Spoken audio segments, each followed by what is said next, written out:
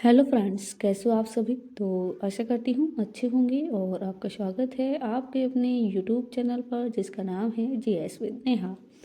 तो आज की हमारी क्लास रहने वाली है लक्ष्य सीरीज में क्लास नंबर 24 और इससे पहले मैं 26 क्लासेस करा चुकी हूँ। यदि आपने वो क्लासेस नहीं देखी हैं तो उनको देख लीजिएगा, क्योंकि ये जो सीरीज है इस सीरीज़ में मैंने जीके एंड जीएस को स्टार्टिंग से शुरू कराया है। यदि आप क्लासेस को क्रम से देखेंगे तो आपको कोई भी डाउट नहीं रहने वाला है और आगे की क्लासेस भी समझ आने वाली हैं। और ये जो सीरीज़ है 2026 और 27 में होने वाली सभी एग्ज़ाम्स के लिए मोस्ट इम्पोर्टेंट रहने वाली है। साथ ही यदि आप चैनल पर नए आए हैं तो चैनल को सब्सक्राइब एंड वीडियो को लाइक हो सके तो शेयर भी कर दीजिएगा। तो आइए स्टार्ट करते हैं आज की क्लास। सबसे पहले हम बात करने वाले हैं इंडियन पॉलिटी में संविधान का भाग 5, ओके, जिसमें संसद है। संसद के बारे में करेंगे अनुच्छेद 79 से, जो आर्टिकल 79 से 122 तक संसद का उल्लेख मिलता है इन आर्टिकल्स में। ओके, संसदीय प्रणाली यूनाइटेड किंगडम से ली गई है, ध्यान रखिएगा। ओके, आर्टिकल 79 संसद का गठन दिया गया है। आर्टिकल 79 में ध्यान रखिएगा और इसमें लिखा है भारत में एक संसद होगी। क्या लिखा है, जो आर्टिकल 79 है इसमें क्या लिखा है, तो भारत की एक संसद होगी, यहाँ पर टाइपिंग मिस्टेक है, जिसमें शामिल होंगे राष्ट्रपति और 2 सदन, राज्य सभा जो उच्च सदन होता है और लोकसभा जिसे निम्न सदन कहा जाता है। ये लोग संसद में शामिल होते हैं। नेक्स्ट लोकसभा। ओके, जो लोकसभा है इसके बारे में हम बात करने वाले हैं। पहली बैठक 13 दिसंबर 1952 में हुई थी। गठन 17 अप्रैल 1952 में, ध्यान रखिएगा ये एग्जाम में कई बार पूछे गए हैं। नोट, इसे जो लोकसभा है इसे जनता का सदन भी कहा जाता है या जनता के सदन के नाम से भी जाना जाता है। हिंदी नाम 1954 में अपनाया गया। इसके सदस्य सीधे जनता द्वारा चुने जाते हैं। ओके, जो लोकसभा के सदस्य होते हैं। नेक्स्ट राज्यसभा, जिसकी पहली बैठक 13, यहाँ पर लिख नहीं पाया है, 13 मई। ओके, 13 मई 1952 में हुई थी राज्यसभा की पहली बैठक। गठन 3 अप्रैल 1952 में। इसे राज्यों की परिषद या स्थायी सदन भी कहा जाता है। राज्यसभा को 1954 में अपनाया गया हिंदी नाम राज्यों का प्रतिनिधित्व करता है। इसे वरिष्ठों का सदन भी कहा जाता है राज्यसभा को। नोट, राष्ट्रपति संसद को राष्ट्रपति है वो संसद का अभिन्न अंग है। कोई भी विधायक उसकी स्वीकृति के बिना कोई भी कानून नहीं बना सकते हैं, तो राष्ट्रपति की बिना स्वीकृति, ध्यान रखिएगा। ओके, नेक्स्ट जो आर्टिकल 80 है जिसमें राज्यसभा की संरचना कुल सदस्य दिए गए हैं और कुल अधिकतम सदस्य 250 होते हैं। राज्यसभा में 238 सदस्य निर्वाचित सदस्य होते हैं और 12 सदस्य राष्ट्रपति द्वारा मनोनीत किए जाते हैं।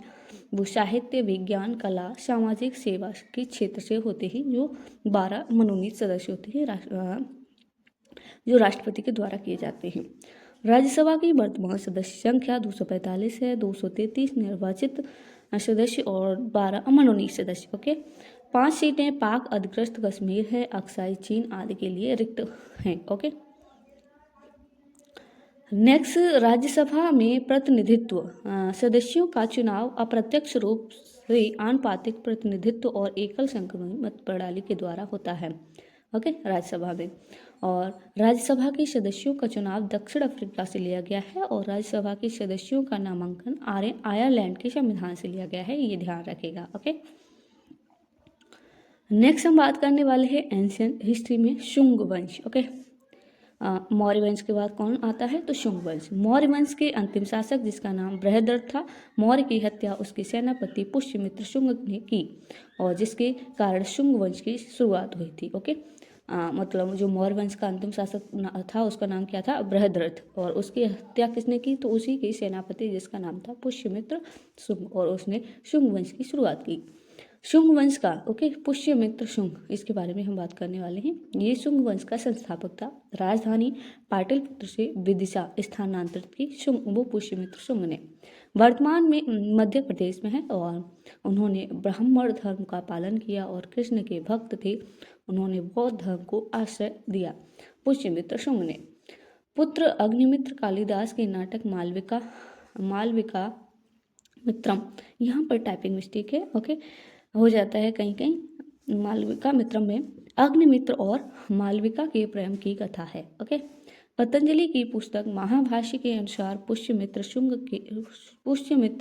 शुंग ने 2 अश्व में यज्ञ किए, ओके। किसने? तो पुष्यमित्र शुंग ने।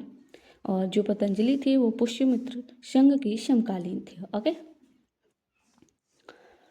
नेक्स्ट देवभूति। जो देवभूति था ये शुंग वंश के अंतिम शासक थे। देवभूति और उनकी हत्या उनके सेनापति वासुदेव द्वारा कर दी गई थी, ध्यान रखिएगा। फिर उसके बाद कर्ण वंश की स्थापना हुई और ये संस्थापक कौन थे कर्ण वंश के? तो वासुदेव कर्ण। और कर्ण को शुंग भृत्य कहा जाता था, जिसका अर्थ हुआ करता था शुंगों की सेवक, ओके। अब इससे आगे हम एंशिएंट हिस्ट्री में पिछले क्लास में आगे की क्लास में करेंगे, ओके।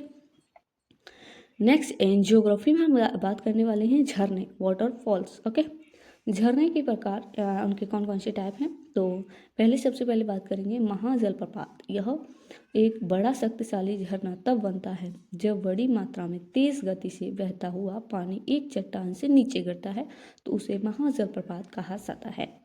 नंबर 2 पे है पलंज झरना या डुबकी झरना। एक ऐसा झरना जहां पानी बिना चट्टान की सतह को छुए सीधे नीचे गिरता है।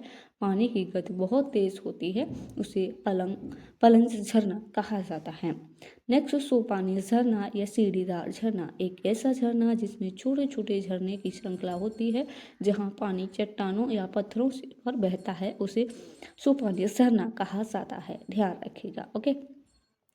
भारत के कुछ महत्वपूर्ण झरने दिए गए हैं, जैसे कुंचिकल, ये जो झरना है ये सबसे ऊंचा झरना 455 मीटर का है। बराही नदी कर्नाटक राज्य में है। जोग या गरशोप्पा महात्मा गांधी झरना, ये भारत का दूसरा सबसे ऊंचा जलप्रपात है। शरावती नदी पर कर्नाटक में स्थित है, ध्यान रखिएगा, ये मोस्ट इम्पोर्टेंट है। शिव समुद्रम जलप्रपात कावेरी नदी पर कर्नाटक में है। चुलिया जलप्रपात ये चंबल नदी पर राजस्थान में है। धुआंधार और कपिलधारा जलप्रपात ये नर्मदा नदी पर मध्य प्रदेश में है। ये मोस्ट इम्पोर्टेंट है, जो एग्जाम में बार बार पूछे गए हैं। दूधसागर जलप्रपात मांडवी नदी गोवा में स्थित है। हुंडरू जलप्रपात स्वर्ण रेखा नदी पर गोवा में स्थित है, ध्यान रखिएगा, ये मोस्ट इम्पोर्टेंट जलप्रपात है। नेक्स्ट हम बात करने वाले हैं इकोनॉमी में 7वीं पंचवर्षीय योजना 1985 से 90 तक चली।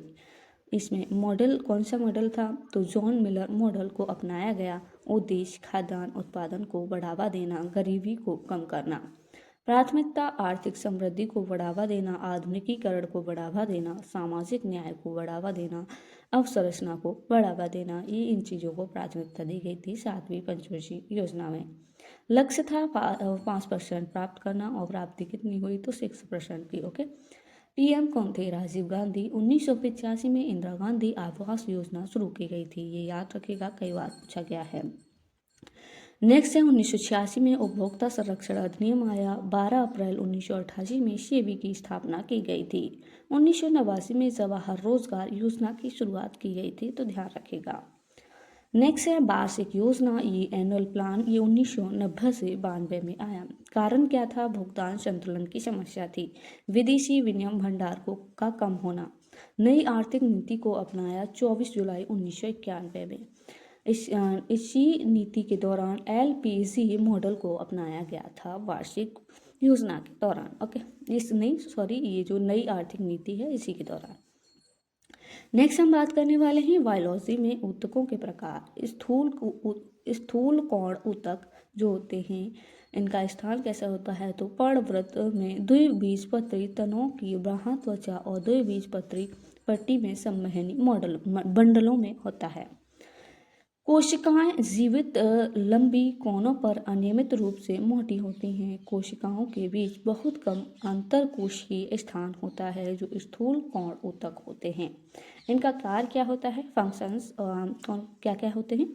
तो ये यांत्रिक ऊतक के रूप में कार्य करते हैं और पौधों को यांत्रिक शक्ति प्रदान करते हैं। ये लचीलापन प्रदान करता है, उदाहरण के लिए लताओं और चढ़ने वाले पौधों के तने। ओके, ये इनका कार्य होता है स्थूल और ऊतकों का।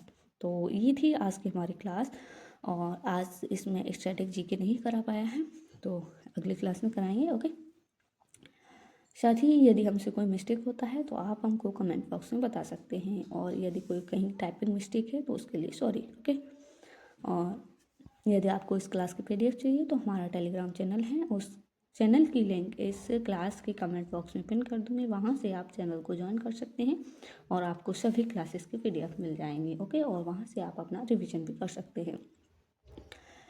साथ ही अगर ओके, तो आज के लिए इतना ही, और यदि आप चैनल पर नए आए हैं तो चैनल को सब्सक्राइब कर लीजिएगा, वीडियो को लाइक हो सके तो शेयर भी कर दीजिएगा। तो मिलते हैं नेक्स्ट क्लास के साथ, तब तक के लिए आप अपना ख्याल रखिएगा और अच्छे से तैयारी करते रहिएगा।